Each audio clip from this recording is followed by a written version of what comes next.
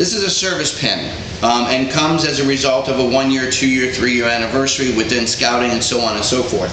It's designed to be used with a plastic backing that designates either Cub Scouts, Boy Scouts, or adult leaders. It is designed to be worn with a 3/8 inch gap between the top of the pocket and where the service emblem goes on the left pocket. That's where your service star goes. Now, this is the Arrow of Light. This is the highest award and insignia awarded within Cub Scouts, and the only insignia from Cub Scouts that is allowed to be worn on a Boy Scout uniform. Within this older document, it places the Arrow of Light on the left pocket flap.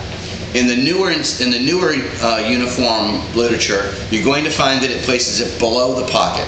I believe one of the reasons why it was moved from the flap to the pocket is because now the pockets are flat across the bottom as opposed to having a chevron shape, which makes it a much more natural position for it to be and allows for another insignia to be able to be placed as a temporary insignia on the flap itself.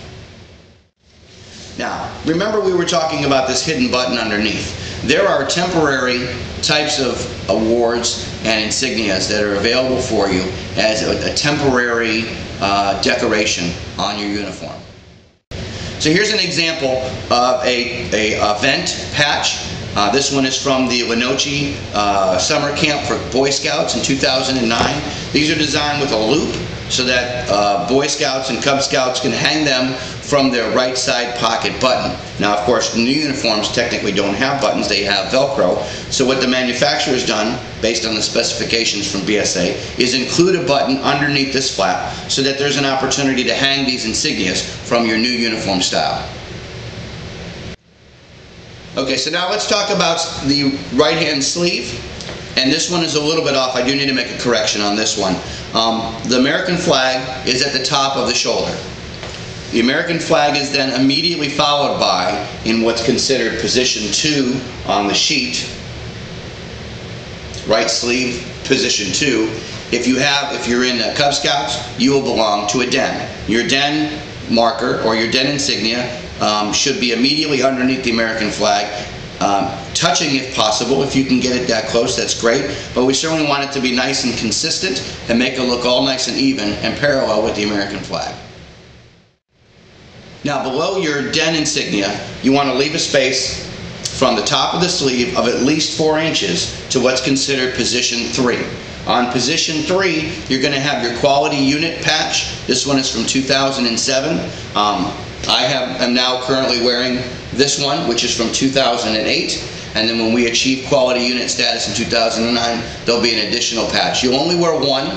You'll only have one of these on your sleeve at any given moment, so you don't use, additional space. But it's designed to be 4 inches from the top of the shoulder to where the top of this patch is supposed to be. This one is a little off, and I think this one is a little off as well. We had a little issues with trying to get this in the right position and have it look natural, as long as it's no closer than 4 inches, and there's a reason for that. Now, here's the reason why you want to make sure that you leave the 4-inch space. When you move from tigers to wolves to bears and then into Webelos, you are no longer a den. You are now a patrol, where you have a patrol name and a designated insignia for your patrol. Once you do that, that insignia patch goes between the American flag and your quality unit patch on your right-hand sleeve. Now, as an adult leader, you're going to have the ability to have an emblem on your left sleeve that's going to designate you as a den leader, cub master, committee member, committee chairman, what have you.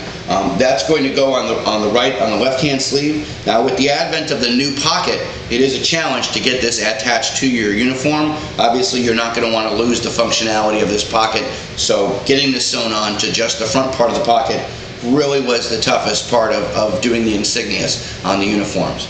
The trained emblem, which comes as a result of being certified for the classes you're required to take in order to be a Cub Scout leader in Pack 529, will go on the left-hand slide flap for that pocket as well.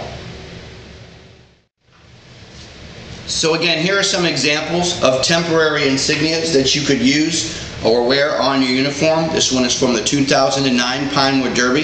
This is from the 2008 Pinewood Derby, again hung from the right-hand pocket.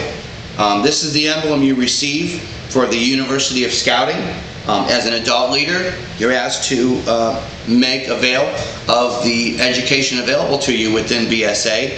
For the first year that you go and establish yourself an associate, what's considered an associate degree in Scouting, you would receive 1 star on this designated spot within the patch. The second year you would receive a bachelor's degree, which would be this 2nd star here, and then so on and so forth for these items. And down here you would actually receive pins every single year, and also again that hangs from the right hand side pocket.